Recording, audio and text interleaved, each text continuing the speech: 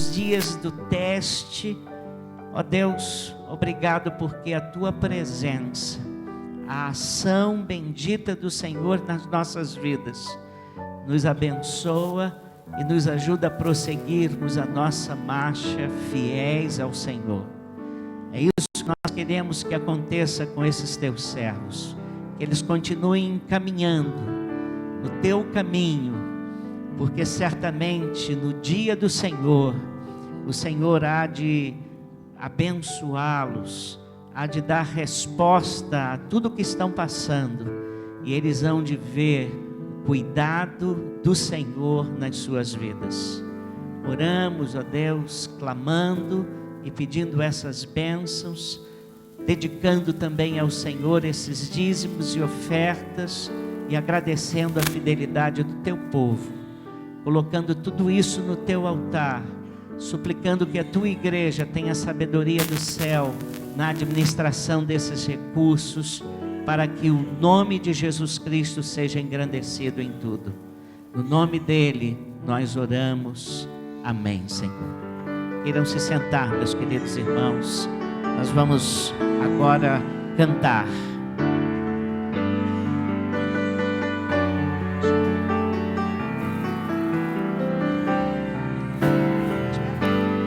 Quem pode livrar como o Senhor? Ele é poderoso para me guardar. Quem pode livrar como o Senhor? Ele é poderoso para me guardar. Quando os meus inimigos se levantaram contra mim, o Senhor estendeu sua mão para mim e me deu a vitória.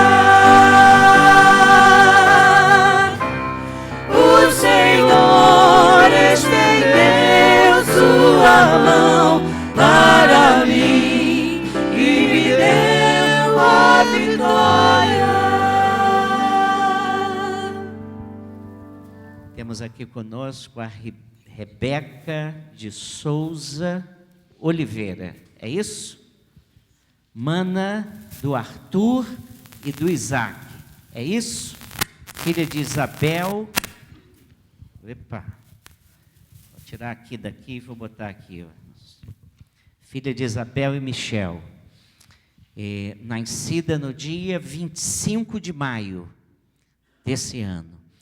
Quando nós temos uma criança para dedicar, nós sempre perguntamos à igreja o que nós, como igreja, desejamos à vida da Rebeca. E você tem a oportunidade de dizer, desde que diga isso bem alto.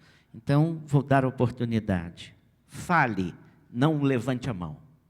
Fale. Que ela seja fiel ao nosso Deus. O que mais?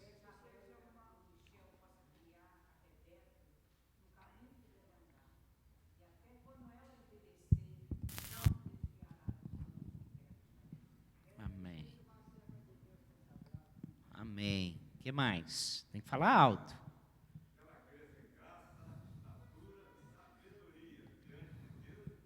Amém. O que mais? Que ela seja obediente. O que mais? Uau, irmãos. O que mais?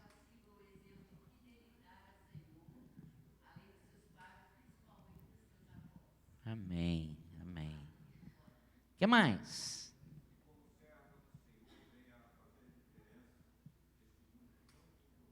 Amém, né? Amém, amém. Muito bem, irmão.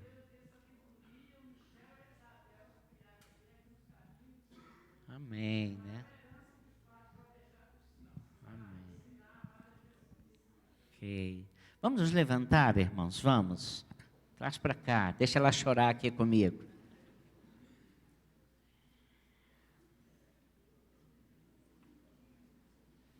aqui. Já começou a chorar. Eu não tenho medo de choro. Os irmãos orem para que ela não chore, porque a oração é consoante o choro. Se chorar muito, eu oro mais. Então, fiquem aí. Sou avô, tenho 3 netos, irmãos. Sei que idade de criança. Vamos orar ao Senhor? Vamos. Ó Pai, louvado e engrandecido seja o Senhor pela chegada da Rebeca.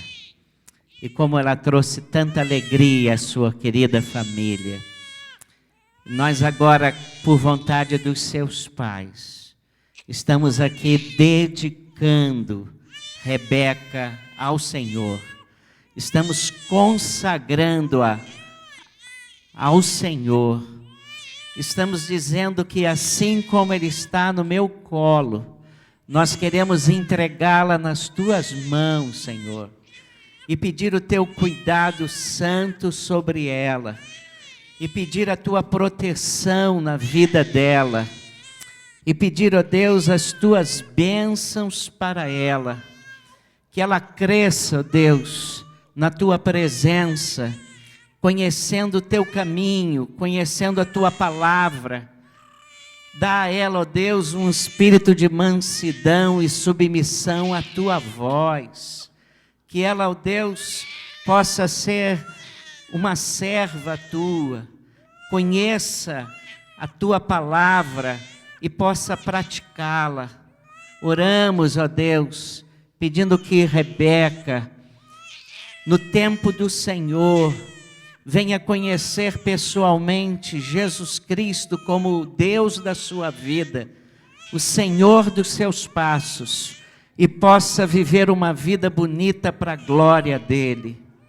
Oramos, Senhor, pedindo para que ela tenha muitos momentos de alegria, momentos de felicidade, momentos de sucesso, momentos de bênçãos, e que nesses momentos ela reconheça a mão bondosa do Senhor sobre ela. Oramos, Senhor, como igreja, como Teu povo, pedindo que ela sempre, em toda e qualquer circunstância, busque a sabedoria do Senhor para tomar as suas decisões segundo a Tua vontade. Oramos, ó Deus, suplicando por Michel e por Isabel, para que tenham essa sabedoria do Senhor na educação dessa criança, de sorte que todos vejam as marcas do Senhor na sua vida. Oramos, ó Deus, para que Rebeca seja bênção na sua família, seja bênção na igreja e seja bênção nas Tuas mãos. Em nome de Jesus oramos. Amém, Senhor. Irmãos, vai chorar o culto todo se deixar, irmãos, mas não há problema.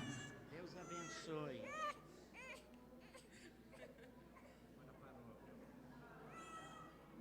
Ela estava olhando para mim, irmãos, era isso.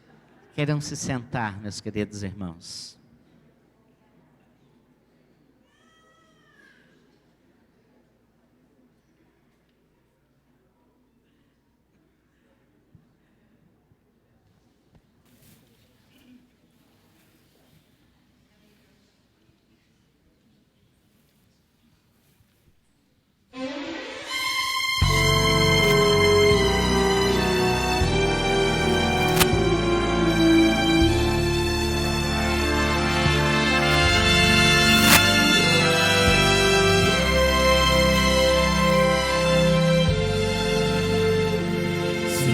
As ondas desta vida destruírem tua fé, fazendo que duvides de que em breve voltarei. Volve os olhos ao passado, vê na cruz o meu sofrimento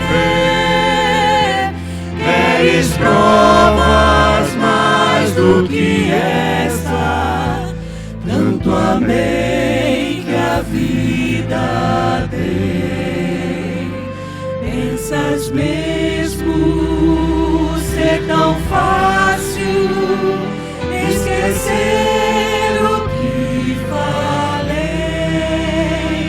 Se na história deste mundo os meus pés já empoeirei, mesmo que uma mãe viesse do seu filho se esquecer, ainda assim não haveria de me esquecer de ti. Mas ainda que demore, ou mesmo que pareça, um dia prometi voltar e pronto estou a cumprir.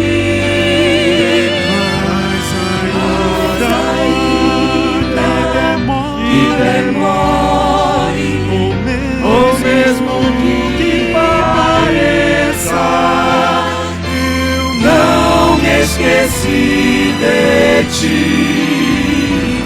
irei outra vez, mas ainda que demore, ou mesmo que pareça, eu não me esqueci de ti. Irei outra vez, mas ainda que demore, ou mesmo que pareça, eu não me esqueci de ti. Irei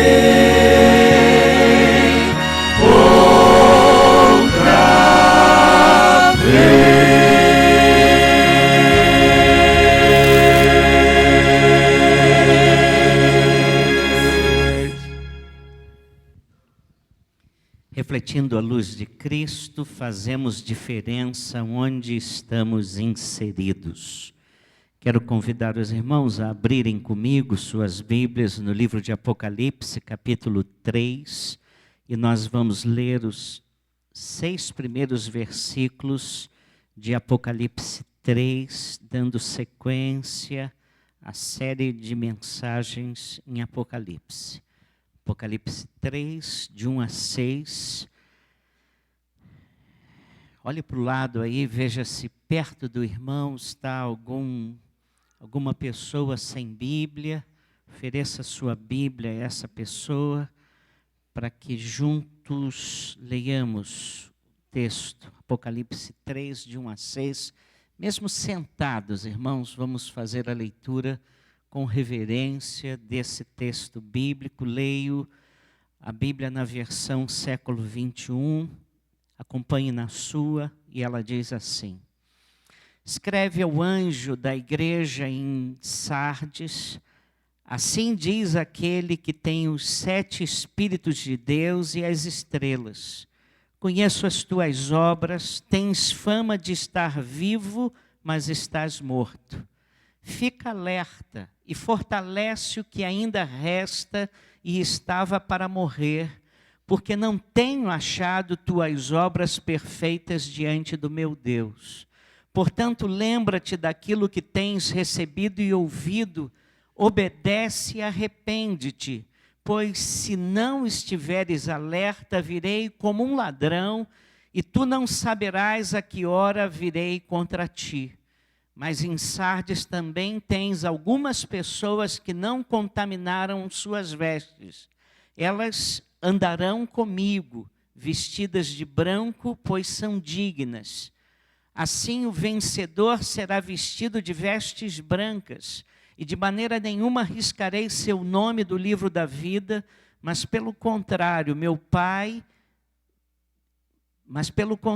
reconhecerei seu nome diante de meu Pai e diante de seus anjos. Quem tem ouvido, ouça o que o Espírito diz às igrejas. Deixa sua Bíblia aberta, quero falar sobre essa igreja que estava morta viva.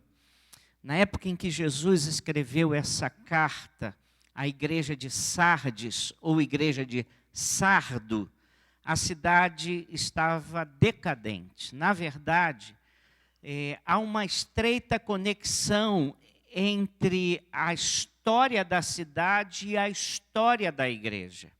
No passado, Sardes foi uma cidade esplendorosa, maravilhosa. A riqueza de Sardes era lendária. Houve um rei chamado Creso, e havia um provérbio popular muito citado naqueles dias que dizia assim: rico como Creso. E Creso foi um dos reis de Sardes. Com ele no poder, a riqueza, o fausto, a luxúria de Sardes chegaram ao seu ápice, ao seu apogeu. Mas foi também com ele que a cidade começou a declinar, a se degenerar, a ficar decadente. Além de se orgulhar muito da sua riqueza, do seu passado, das suas glórias, Sardes se orgulhava da sua situação geográfica privilegiada. A cidade era considerada uma cidade invencível, indestrutível, inexpugnável, porque era rodeada por despenhadeiros, por precipícios. E para chegar até ela, só havia uma única via de acesso bem íngreme. No ano 549 a.C., Ciro, rei da Pérsia, declarou guerra a Sardes. E ele a cercou por 14 dias. Mas os habitantes de Sardes nem ficaram preocupados. Eles estavam seguros, eles achavam que nunca cairiam, eles achavam que nunca seriam derrotados. Mas Ciro ofereceu uma recompensa muito especial para quem encontrasse uma maneira de entrar na cidade fortificada.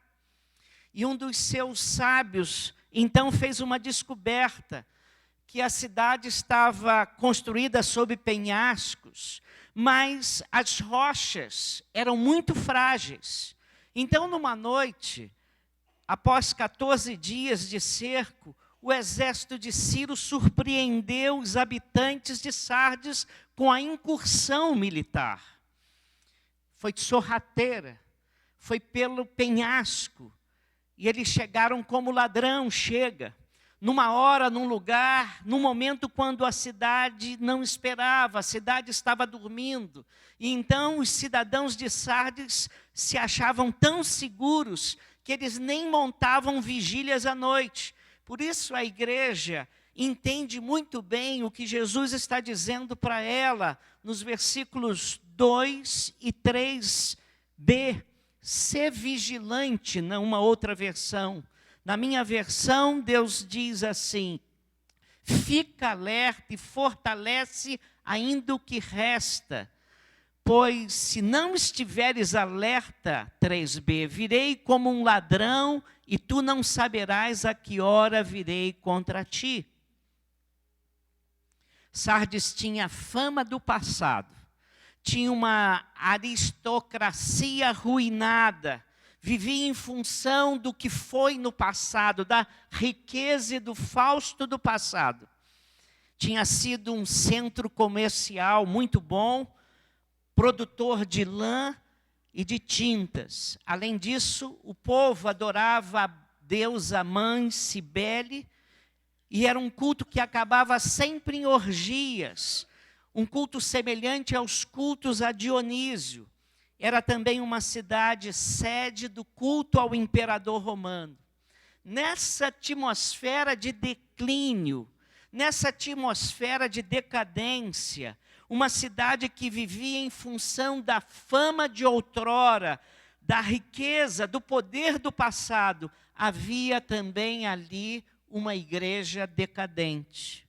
Curioso, a igreja de Sardes não sofria perseguição de ninguém, não sofria perseguição nenhuma, nem dos judeus, nem dos cultos pagãos, nem de Roma, nem de César, nada. É que não se chuta cachorro morto. Como a cidade e a igreja estavam fundamentadas na aparência, a igreja parecia viver em plena efervescência, parecia viver uma grande evolução, parecia muito animada, mas ela não tinha vida. E a gente vê isso no versículo 1b e 2b. Tens nome de que vives e estás mortos. Não achei as tuas obras perfeitas diante de Deus. Ou seja, quase todos que faziam parte daquela igreja estavam mortos espiritualmente. Havia uns poucos vivos. Versículo 2a e 4 dizem assim: fica alerta e fortalece o que ainda resta e estava para morrer. Mas em Sardes também tens algumas pessoas que não contaminaram as suas vestes. A igreja agonizava. Era uma igreja moribunda. Era uma igreja degenerada, decadente, numa cidade decadente. E aí o Senhor Jesus se apresenta a essa igreja nesse contexto. Versículo 1. Escreve ao anjo da igreja em Sardes: assim diz aquele que tem os 7 Espíritos de Deus e as estrelas. Conheço tuas obras e tens fama de estar vivo, mas estás morto. Jesus se apresenta à igreja como aquele que tem 7 Espíritos de Deus, a plenitude de Deus, a plenitude do Espírito. E tem os mensageiros da igreja nas suas mãos.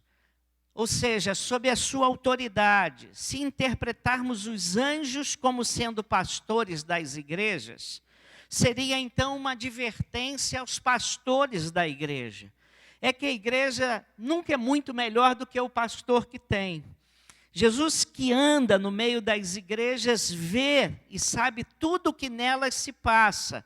E Jesus está dizendo ao pastor: olha, eu sei de tudo.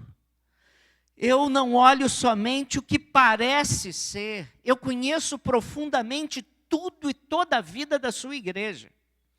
E o Senhor faz uma constatação nos versículos 1b e 2. E a constatação é: conheço tuas obras, tens famas de estar vivo, mas estás morto. E depois ele diz exatamente isso. Era uma igreja que vivia de aparência. Era uma igreja que gostava de mostrar e aparentar algo que ela não tinha. Passava uma imagem para os outros que não era verdadeira. Volta e meia a gente encontra pessoas que querem ostentar uma imagem. Já viu gente assim? Ostentar o que não tem e ostentar o que não é. Já viram gente assim? Eu conheço gente assim. Gente que quer aparentar, dar uma aparência daquilo que não é e, sobretudo, daquilo que não tem. Era assim aquela igreja. Porque as palavras de Jesus sugerem que muita gente apreciava e falava coisas muito boas sobre aquela igreja. Ela tinha uma fama de ótima igreja. Talvez muitos ficassem encantados com seus cultos, talvez muitos ficassem encantados com seus programas, o corre-corre, as reuniões animadas, muita gente. A verdade é que a fama era de uma igreja viva. Talvez tivesse cultos animadíssimos, irmãos. Talvez Sardes fosse uma igreja da moda, como nós temos igrejas da moda hoje em dia. E ganhava facilmente o aplauso e a glória dos homens. Só que, apesar de agradar aos homens e ser muito comentada, ela não agradava a Jesus. Ela não agradava a Deus, o Senhor da igreja. agradava a todos, menos aquele a quem devia agradar, a Deus. E Jesus lhe dá um veredito: tens nome de que vives e estás morto. Muitas vezes nós ficamos muito impressionados com o desempenho de certos crentes. Muitas vezes ficamos muito impressionados com o desempenho de certos pastores. Muitas vezes ficamos muito impressionados com desempenhos até de cantores gospel. E é interessante como eles são bons, como eles pregam bem, como eles são maravilhosos. Ah, se a nossa igreja tivesse eles, e não esse banana que está aí pregando. Ah, se fulano de tal, que atrai multidões, cantasse ou pregasse aqui também. E Jesus não se impressiona com o nosso desempenho aqui. Jesus não se impressiona com o nosso desempenho na plataforma da igreja, do templo. Jesus se impressiona com vida. Sardes era uma cidade, era uma igreja que tinha obras, não tinha vida com Deus. E Jesus busca vida, não desempenho. Então, cuidado, atividades não substituem vida. Muitas vezes ficamos fascinados com nossas atividades. E algumas delas são realmente muito boas. Mas Jesus quer vida espiritual, que é caminhar com Ele em obediência e amor. No livro de Cântico dos Cânticos, no capítulo 1, versículo 6, há um testemunho que eu costumo chamar de tristemunho, em que a noiva diz assim: os filhos de minha mãe se indignaram. Há uma versão que diz: os filhos de minha mãe se iraram contra mim e me puseram por guarda de vinhos. A vinha, porém, que me pertence, não a guardei. Ela foi colocada como guarda de vinhas. Só que ela guardou tudo quanto é vinha, mas não guardou a vinha dela. A palavra traduzida é muito interessante. Ela cuidava de muitas vinhas, menos da sua. Assim como há pessoas que cuidam tanto da vida dos outros e não cuidam da sua. Assim também pessoas que têm tempo para cuidar de tanta coisa, mas não têm tempo para cuidar de sua vida. Foi exatamente isso que Jesus disse à igreja: não achei as tuas obras perfeitas diante de Deus. Verso 2, parte final. E a palavra perfeitas aqui pode ser traduzida por íntegras. A ideia é que as obras dessa igreja eram feitas com motivação errada. Talvez a igreja estivesse mais preocupada em agradar as pessoas, talvez a igreja estivesse mais preocupada com os programas, em atrair gente, em ganhar aplauso dos homens, em mostrar que tinha poder, que tinha influência, em fazer obras, em milagres. E se preocupando disso, se descuidou daquilo que era mais importante, que é agradar a Deus. Lembro-me quando cheguei aqui nessa igreja, eu escrevi uma série de pastorais intitulada Reunidos em Seu Nome. E eu devo ter escrito essa série de pastorais a uma prima muito querida, Regina Márcia. Regina Márcia, que conversando comigo falou assim: pastor, falou para mim, Renato, algumas igrejas, elas estão reunidas em seu nome. E você pensa que elas estão reunidas em nome de Jesus, mas elas não estão reunidas em nome de Jesus. Elas estão reunidas em nome do dinheiro. Elas estão reunidas em nome da saúde. Elas estão reunidas em nome do louvor. E eu me lembro que a gente vê isso, irmãos. Você vê igrejas evangélicas que aparentemente estão reunidas em nome de Jesus, mas se olharmos o seu discurso, veremos que estão reunidas em nome da saúde. Jesus é periférico, Jesus é apenas mais um detalhe. Algumas comunidades estão reunidas em nome do dinheiro. As pessoas vão ali porque querem ficar ricas. Vão ali porque querem fazer o seu pé de meia. Vão ali porque o marketing da igreja é prosperidade financeira. Então elas vão lá, como também jogam na Mega Sena, jogam na loteria esportiva, que não está dando muito, na Federal, fazem uma fezinha no bicho, no bingo. O negócio deles não é Jesus, o negócio deles é dinheiro. Então você atrai essas pessoas porque elas querem ficar ricas via igreja, porque o pastor da igreja, os pastores da igreja, dizem que se você for fiel, você vai ganhar dinheiro. Até mesmo a maneira como são fisgados para contribuir é que se derem à igreja, receberão muito mais de Deus. Jesus é mais ou menos aquela maquininha que a gente encontra nos bares, inclusive máquina ilegal, tá? Você bota uma moedinha na expectativa de receber muitas de volta.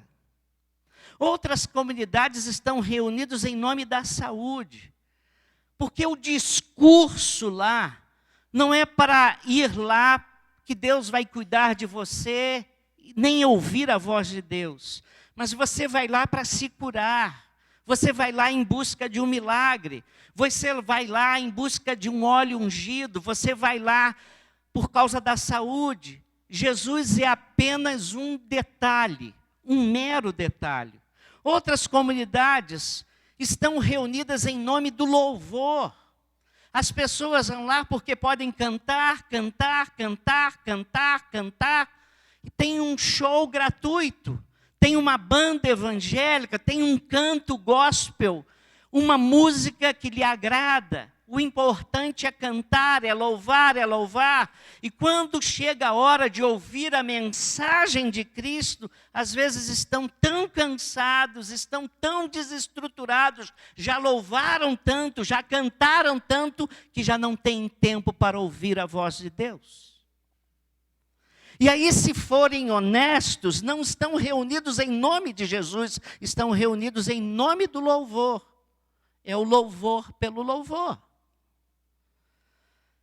É que muitos crentes, às vezes, estão preocupados com o domingo, com o templo, com os cultos, com o louvor.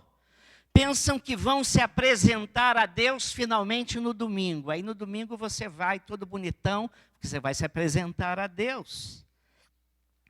E você vai se apresentar a Deus no domingo e na igreja. Mas você, meu irmão, você está na presença de Deus todos os dias. É na segunda-feira quando você tem que se apresentar diante do patrão. É na terça quando você tem aquela prova difícil na escola. Você está ali diante de Deus. Todos os dias, todas as horas, você está na presença de Deus e se apresentando a Ele. E Ele quer que o culto que você preste aqui no domingo seja tão bonito quanto aquele que você presta lá no seu trabalho diante do seu patrão. Ele quer que o culto que você presta tão bonito aqui no domingo seja mais bonito ainda quanto aquele que você presta lá na faculdade, lá na sua escola, diante dos seus colegas e dos seus professores. Ele quer que a sua vida lá no trabalho, na sociedade, diante dos outros, seja um louvor para a glória dele. E Deus detesta que a sua vida seja de aparência, porque Ele quer vida. Em terceiro lugar, Jesus dá conselhos à igreja de Sardes e dá a nós. Versículo 3, olhe para a sua Bíblia. Portanto, lembra-te daquilo que tens recebido e ouvido, e obedece e arrepende-te. Pois se não estiveres alerta, virei como um ladrão, e tu não saberás a que hora virei contra ti. São dois conselhos. Lembrar do que você recebeu. Lembra-te, pois, do que tens recebido e ouvido e guarda-o. O tempo do verbo é imperativo contínuo, indicando que devemos continuamente nos lembrar. É um lembrar constante. A igreja devia lembrar o quê? Jesus disse que ela devia lembrar da maneira como o evangelho foi transmitido à sua igreja. Isso nos lembra do apóstolo Paulo. Quando você lê a carta de Paulo a Tessalônica, ele logo no início ele diz assim, aspas, porque o nosso evangelho não chegou até vós tão somente em palavra, mas sobretudo em poder, no Espírito Santo e em plena convicção, assim como sabeis ter sido nosso procedimento entre vós e por amor de vós. Em outras palavras, todo mundo sabe que o evangelho não chegou só com blá, blá, blá para vocês, não. Mudou a vida de vocês. E vocês se converteram dos ídolos para Deus e o Deus vivo. Paulo lembra da ação do Espírito Santo. É o Espírito Santo que dá vida, que enche de vigor e autoridade a igreja. E Paulo diz, recordem. Você lembra do seu tempo de vigor espiritual? Você lembra do seu tempo de animação e de dedicação plena de Deus, diante de Deus? Daquela alegria que você tinha na sua conversão? É isso que Jesus está falando à igreja de Sardes e a nós. Talvez não fosse um tempo tão aprazível para os homens, mas aqueles dias agradavam muito a Deus a sua vida. Você está lembrado como você recebeu a palavra, como o evangelho chegou ao seu coração? Você tem seguido os passos seguros deixados por aqueles evangelistas e pastores que levaram a mensagem da graça ao seu coração?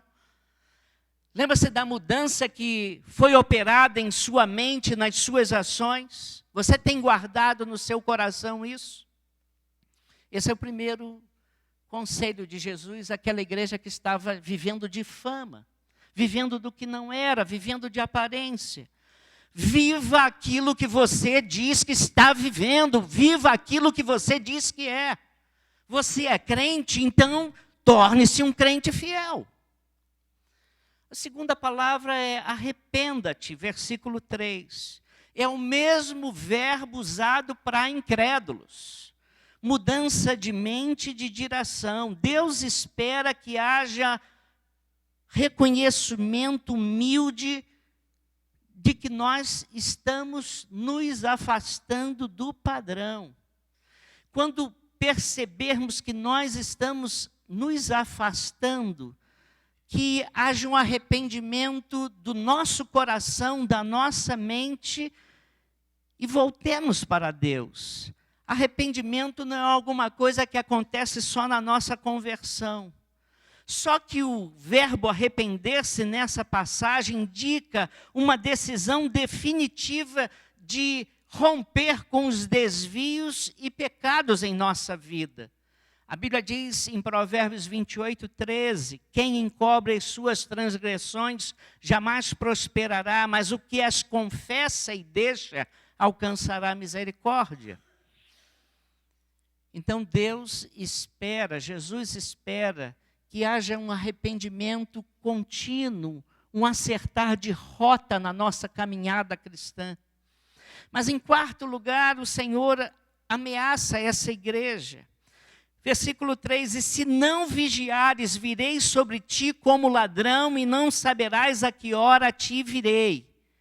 E quem já foi alvo da ação de um ladrão sabe como é desagradável constatar que foi roubado e prejudicado. E às vezes não é o sujeito ter levado alguma coisa. Eu quando cheguei aqui em Teresópolis e fui morar onde eu moro hoje, um dia eu achei que a cidade era tão segura, deixei a casa toda aberta, e era um feriado, a casa toda aberta, literalmente, janelas abertas, sem nenhuma grade, sem nada, e fui passear lá no Parque Nacional. Aí quando voltei, tinham entrado em casa, e meu filho chegou aqui do país que nós fomos missionários há muito tempo, não posso falar o nome, e ele chegou aqui naquela época daqueles conjuntos de pagode, sabe? Uns 800 conjuntos de pagode que havia no Brasil, sabe? Você ligava a rádio, era pagode, pagode, pagode, pagode. E acho que ele achou que aquilo era ritmo brasileiro. Então ele gostou de pagode. E ele tinha uns 200 CDs de pagode, né? E o sujeito que roubou lá em casa, que entrou lá em casa, levou todos os CDs de pagode, quase que eu dou um culto em ação de graças por aquele roubo, irmão.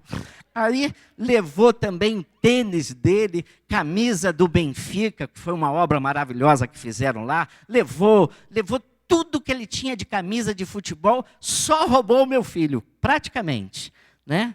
E eu não sabia se ficava triste ou ficava alegre, não é? Mas aquilo me alertou que Teresópolis é seguro, mas você também não pode dar bobeira, não é isso? Não é? Então, eu gradeei toda a casa e nunca mais fui roubado, nunca mais ninguém entrou lá em casa, graças a Deus.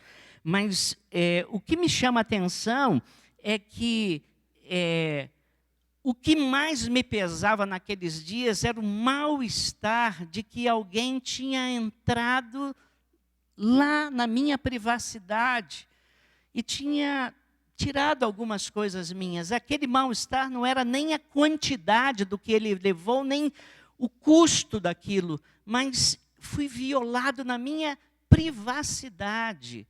É um mal-estar muito grande. E agora, preste atenção, Jesus está dizendo, porque a própria cidade foi invadida, vencida e desposada por um exército que entrou nas suas muralhas como ladrão, mas Jesus está realçando aqui que ele virá quando menos aquela igreja esperar, quando aqueles crentes menos esperarem, ele virá, e não se trata da sua segunda vinda, mas de um juízo contra a igreja. Ser igreja, irmãos, é coisa muito séria. Tomar o nome de Cristo é algo que devia trazer temor ao nosso coração e a todos nós.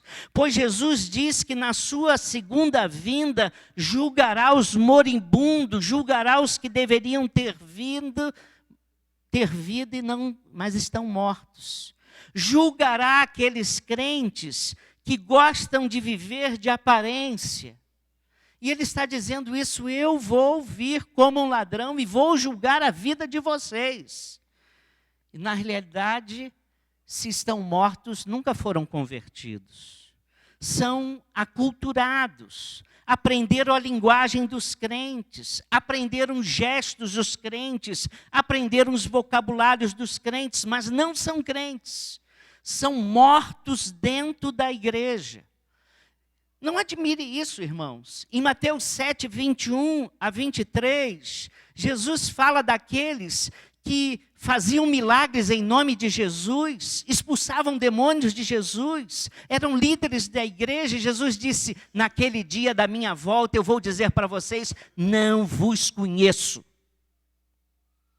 E nós ficamos tão impressionados com milagres em nome de Jesus. E muitas vezes o sujeito que está fazendo milagres em nome de Jesus nem conhece Jesus. Deixa eu terminar antes que diga em glória. Não posso falar mais isso, que minha esposa me proibiu. Ó. Desculpa, saiu. Bom, vamos lá. O Senhor faz promessa à igreja, versículos 4 e 5. São 3 promessas. Os poucos fiéis andarão de branco com ele, versículo 4. Mas em Sardes também tem algumas pessoas que não contaminaram as suas vestes. Elas andarão comigo vestidas de branco, pois são dignas. Havia lá naquela igreja moribunda poucas pessoas que não contaminaram as suas vestes. O verbo usado é literalmente pessoas que não se emporcalharam na lama, não se sujaram da imundícia, no sentido de que eram pessoas que não fizeram concessões morais. Havia naquela igreja um grupo fiel, um grupo pequeno que não vendeu a sua alma ao diabo, que não comprometeu a sua integridade. não comprometeu o seu caráter. Umas poucas pessoas, presta atenção. Há nesta igreja um grupo, alguns poucos crentes fiéis, como sempre houve, mesmo nas maiores crises, um resto de crentes fiéis em Israel. E a partir desse resto, tudo pode ser reconstruído, tudo pode ser fortificado e edificado. Gente que no meio do comodismo continua inquieta. Gente que no meio da apatia continua vigilante. Gente que no meio da aparente morte continua repleta de vida. Gente que não contaminou as suas vestes. É curioso que a esperança daquela igreja residia agora em poucos crentes. É um grupo, não é um grupo grande. E é um pequeno grupo de guerreiros. É um pequeno grupo de intercessores. É um pequeno grupo de gente fiel. É um pequeno grupo de gente apaixonada por Jesus, amando Jesus de todo o coração, de toda a sua força, com toda a sua alma e com todo o seu entendimento. É um pequeno grupo que não mede esforços para sustentar a obra do Senhor. Irmãos, eu tenho aprendido que são sempre poucos os que oram perseveradamente. Eu tenho aprendido que são poucos aqueles que contribuem generosamente. Eu tenho aprendido que são poucos aqueles que se sacrificam espontaneamente. Eu tenho aprendido que são poucos aqueles que se preocupam profundamente pela obra. Eu tenho aprendido que são poucos aqueles que realmente amam o Senhor intensamente. E amam ao Senhor intensamente, a obra do Senhor e o Senhor da obra. A igreja de Cristo é sustentada sempre por estes poucos. Deus está procurando pacientemente estes poucos fiéis e os seus olhos estão colocados sobre eles. Foi isso que ele falou para Elias lá, quando ele estava achando que ele era o único crente. Tenho em Israel 7.000 que ainda não se curvaram diante de Baal. Deus disse isso para Elias quando ele estava desanimado, achando que ele estava sozinho. Barclay. Lembra que Abraão, intercedendo por Sodoma, ele disse a Deus: matarás o justo com o injusto? Deus sempre busca um remanescente fiel. Deus nunca os confunde, ainda que sejam poucos, irmãos. A estes poucos Jesus diz: comigo andarão de branco. O símbolo mais conhecido do branco é a pureza. Isso indica que era um pequeno número de membros, fiéis, puros. E para os romanos, o branco era símbolo da vitória. Os fiéis seriam vitoriosos com Jesus e andariam em sua companhia. Segunda promessa de Jesus. Segunda promessa, a primeira promessa é de que Deus daria vitória e andariam na companhia do Senhor Jesus. Mas a segunda promessa está no versículo 5, ele diz assim: não serão riscados do livro. Naquela época havia um livro que registrava os cidadãos que viviam em determinadas cidades. Quem fosse riscado já não pertencia mais àquela cidade. Era o registro da cidadania. Quem fosse riscado do livro era como um ímpio. E a primeira vez que aparece essa ideia na Bíblia, aparece em Êxodo 32, versículos 32 e 33. Quando Moisés, diante do pecado do povo que fez aquele ídolo de ouro e começou a adorar aquele ídolo com Arão lá no deserto, Moisés vira-se para Deus e diz: agora, pois, perdoa o seu pecado, o pecado desse povo, se não risca-me, peço-te, do teu livro que tens escrito. Lembra-se disso? Apagar o nome era cancelar a cidadania. E não há aqui nenhuma ideia de perda da salvação. Vou repetir. Não há aqui nenhuma ideia de perda da salvação. Na realidade, a sentença está no duplo negativo para efeito de ênfase. É como se Jesus tivesse dito o seguinte: eu jamais, em tempo algum, apagarei o seu nome do livro da vida. Pelo contrário, confessarei seu nome diante do meu Pai e diante dos seus anjos. Quem é fiel, quem não vive de aparência e quem coloca o seu coração na sua fé em Cristo, tem o seu nome escrito no livro da vida. Confessarei o seu nome diante de meu Pai, diante dos seus anjos. Jesus apenas reforça aquilo que havia prometido aos que o seguissem e não envergonhassem do seu nome. Não há margens para dúvidas. Aquele que começou a boa obra em nós há de completá-la até o dia de Cristo. Jesus assume compromisso com aqueles que lhe são fiéis. Cristo julga a igreja infiel. Há julgamento para a casa de Deus. Em 1 Pedro 4,17 é dito assim: porque já é tempo que comece o julgamento pela casa de Deus, e se primeiro começa por nós, qual será o fim daqueles que são desobedientes ao Evangelho de Deus? Na realidade, a grande lição de Jesus à igreja de Sardes e a nós é a seguinte: você pode ter o seu nome no rol de membros da igreja. Você pode ter o seu nome no rol de membros de uma igreja cristã e não tê-lo escrito no livro da vida. Você pode ter cargos e atividades, ser conhecido como um crente maravilhoso e não ter nome de que vive. E não ter o seu nome escrito no livro da vida.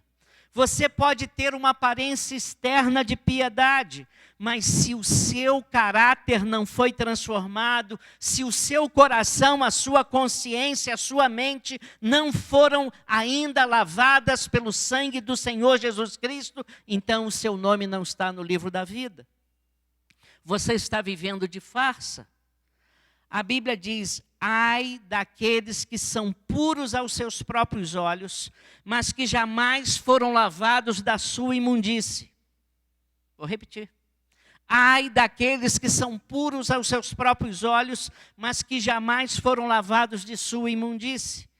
Estes têm nome de que vivem, dizia Jesus à igreja de Sardo, mas estão mortos. Quem vive o evangelho de aparência, aparentemente está salvo, mas está perdido.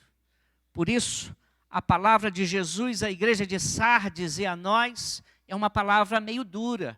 E ele está dizendo para a gente: cuidado, examine-se a si mesmo, arrependa-se e deixe Jesus finalmente brilhar na sua vida. Que Deus nos abençoe. Vamos nos levantar, irmãos, e vamos cantar.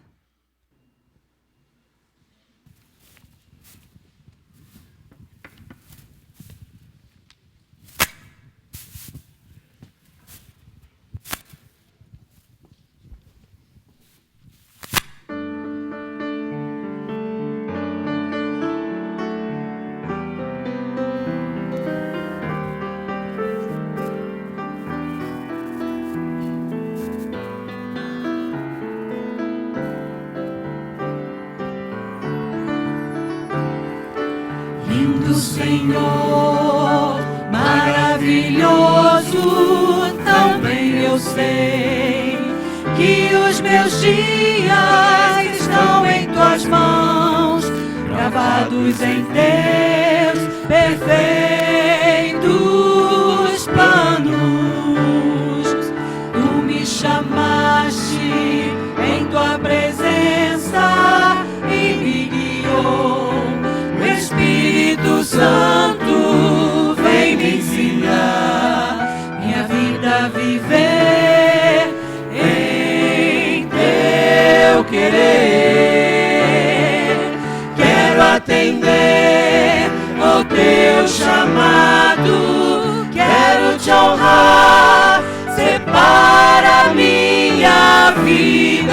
ti.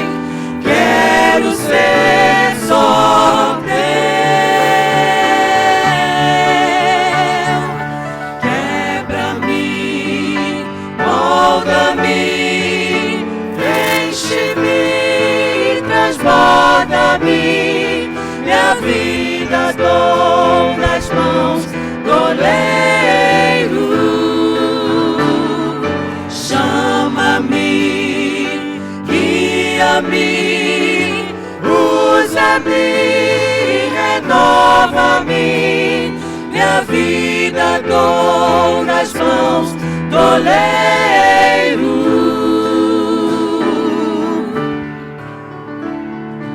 Tu me chamaste em tua presença e me guiou.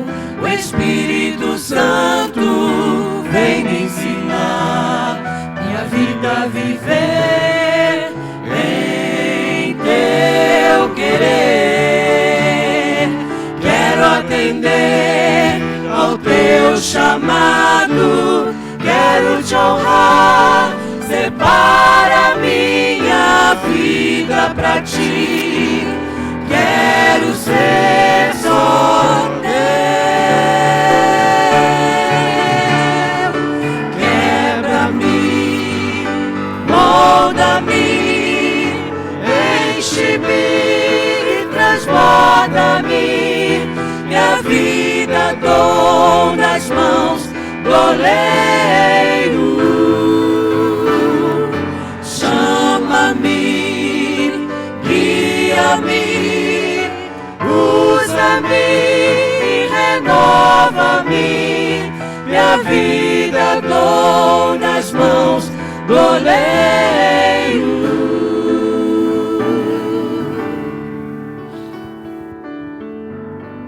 Irmãos, hoje à noite, às 7 horas, o coro angelical estará completando e celebrando mais um ano de vida.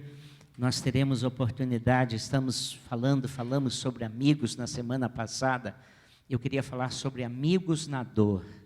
Como é que se portam amigos na dor? Como é que a gente é amigo no meio da dor? E na minha adolescência, eu não sabia o que fazer diante da morte de um amigo, do pai de um amigo, o que é que falar, o que é que não falar. E aquilo muitas vezes me fez eu me omitir, muitas vezes, até que eu aprendi algumas coisas sobre isso. E um amigo é uma grande bênção no dia da dor. Mas vem aprender como ser amigo no dia da dor. Jó vai nos ensinar isso. E eu queria muito que você estivesse aqui conosco, celebrando os anos do coro angelical e celebrando também a nossa grande salvação. Pastor Mauro, vem cá orar por nós, pedir a bênção de Deus para o restante desse dia. Senhor Deus, em nome de Jesus, nós te agradecemos pelo privilégio de termos estado aqui nessa manhã para estudar a Tua Palavra. Podemos cantar ao Senhor cânticos que exaltam o Seu nome e agora ouvimos a Sua Palavra. Que ela venha edificar a nossa vida, venha alertar o nosso coração e que possamos, ó Deus, não ter nome de quem está vivo, mas que realmente possamos estar vivos devido à Sua presença, ó Deus, colocando Teu Santo Espírito na nossa vida cada dia mais. Que o Senhor venha nos encher, nos fazer uma igreja de obras perfeitas. Que o Senhor faça a Sua vontade se cumprir na nossa vida, a começar em nós, os pastores, para que possamos, ó Deus, fazer com que a Tua Palavra seja vivida no seio da igreja.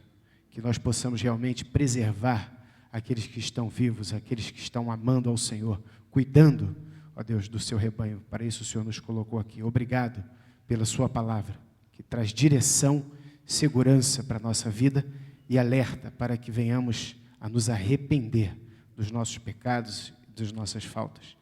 Nos abençoa e que à noite possamos estar aqui também para ouvir a Sua Palavra e adorarmos ao Senhor em comunhão. Nós oramos gratos em o nome de Jesus. Amém. Queiram se assentar, irmãos, aos amigos que nos visitam. Fica o nosso abraço e o convite para que voltem muitas outras vezes.